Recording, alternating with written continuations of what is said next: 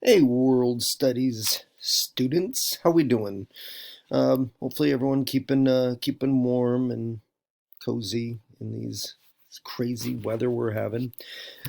So video notes. This is the first time we've had to do this year, so let's talk about how this works. It's pretty much just kind of like you're going to imagine you are, I don't know, sitting in room 229, and I'm up there where I a lot of times am, and we've got notes up on the big screen, and I'm kind of talking you through, except this time you're going to be doing it just with this little video here. And so I will, just like we do together in class, we'll work through the notes. I'll talk to you about a little bit of each of what we've got as far as your written information here, so that hopefully you can get some little additional little tidbits over in your left column. If I don't give you enough, no, you can always go back and kind of put in your own little tidbits or your own questions about it or anything else like that. Okay, and that's really just how it works. We're going to do I think about a couple slides worth of notes here, and then you'll have them in your notebook. And when we get back together again, and I say get out the notes, you'll be ready to go. All right, it's pretty much how it works. Nothing too serious here. So what we are all looking at right there on the screen right now is where we left things off. And so we were just kind of going along with the story here, where we had the storming of the Bastille, the beginning of the French Revolution. We had the king and the queen kind of more or less dragged from Versailles back to Paris, where they were put under house arrest, and then at the same time we have the revolution kind of going along, creating a constitution, encouraging people to kind of, again, question the authority of the king, question the authority of the church, that sort of thing. And then we also, where we wrapped up, known there for and A, was efforts starting to be made by other monarchies around France. And as most of you were able to very quickly point out, they saw the threat from this revolution, that if one big country in Europe showed the rest of Europe that you don't need a king, well, what's that going to say for the rest of the kings and queens in Europe? So they have a vested interest, is the way we'd put it, in making sure that this revolution does not succeed. Okay. Anyhow, where we left it off was the story of the attempted escape of King, Queen, and their family to try to get to Austria, Marie Antoinette's homeland, where it was expected if they could get there, they'd be protected, and all that sort of thing. So that's where we pick it up. They get caught fairly close to the border, but they do not achieve the goal and are sent back to Paris. And now they are, well, let's just say they are in some serious trouble, pretty much being branded as traitors uh, for their attempt to escape.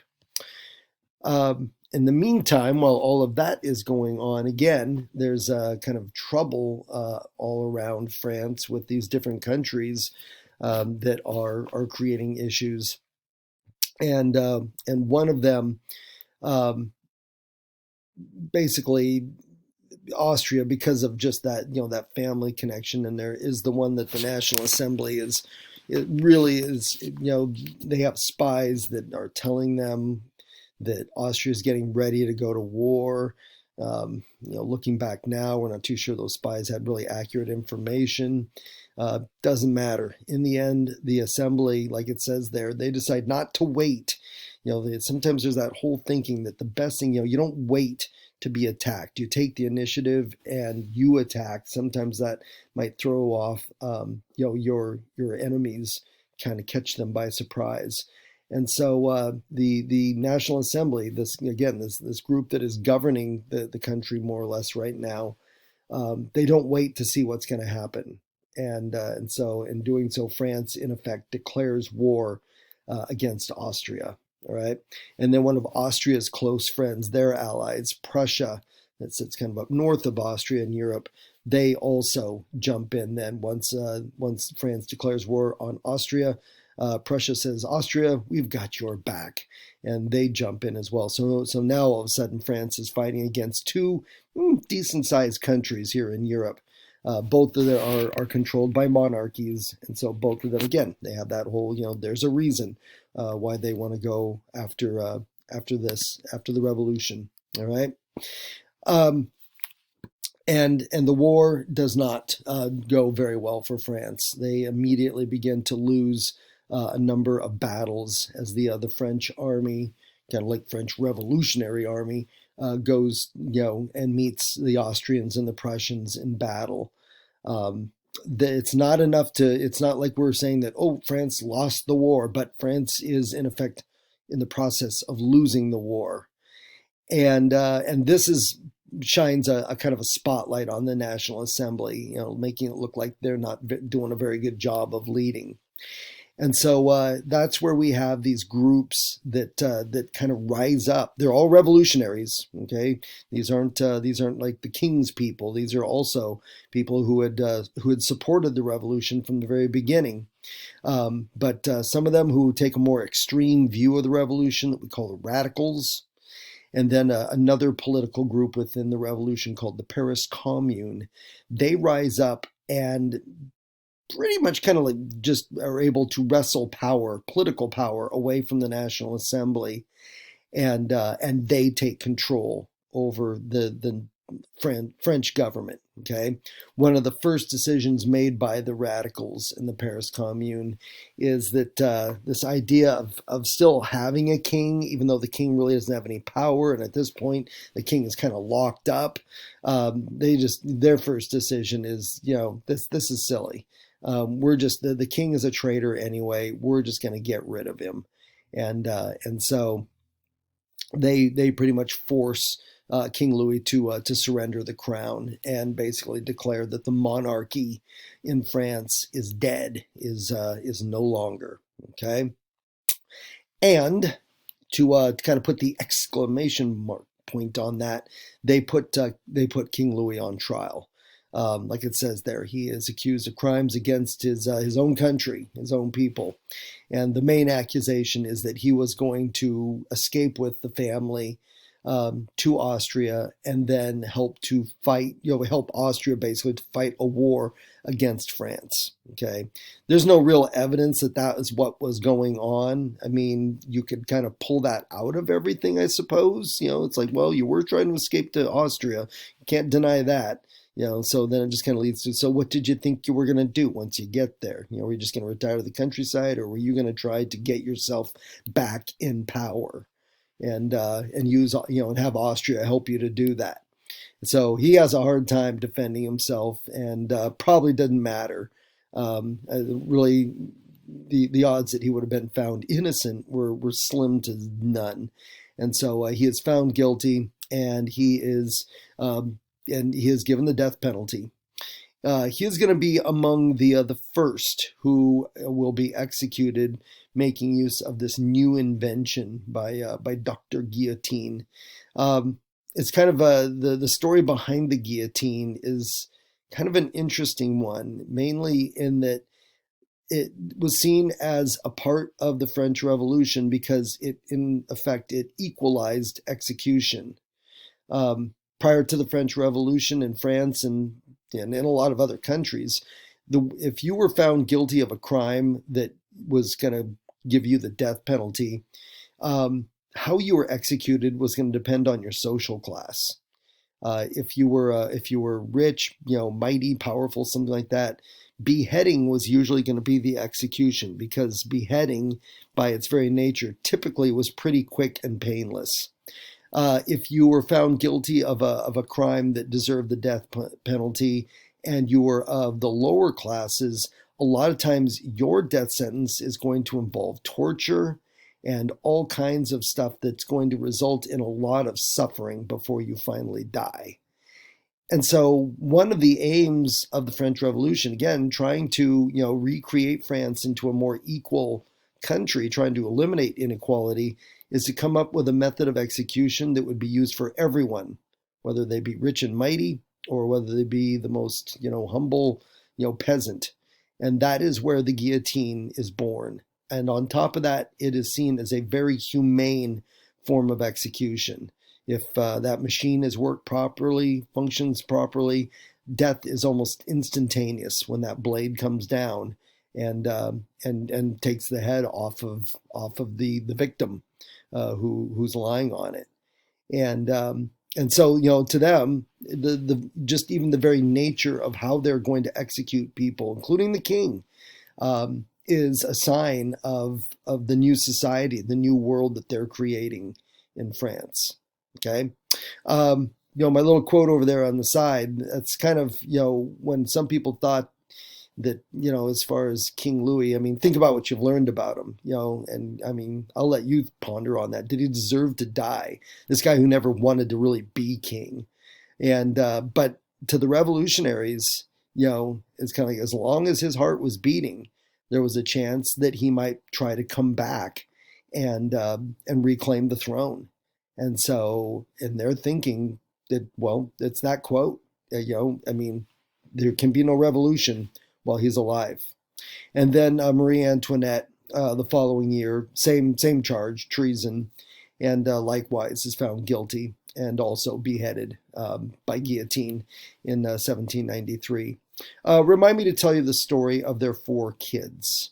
And no, none of them are going to end up in the guillotine. The guillotine was used for people of, again, all social classes, all ages. I think they said that the youngest person to be executed during the French Revolution was 14, and I believe the oldest was 92. And they believe that during the French Revolution, somewhere between maybe 15 to 17,000 people ended up being executed by guillotine. There was more than one of them built, obviously. But it was the tool that was used to kind of mete out punishment to those who violated and kind of went against the revolution. But do remind me, and I'll fill you in on what happens to the children of Louis and Marie. All right. Let's do one more slide here. Oh, well, before that, I think we have picture time.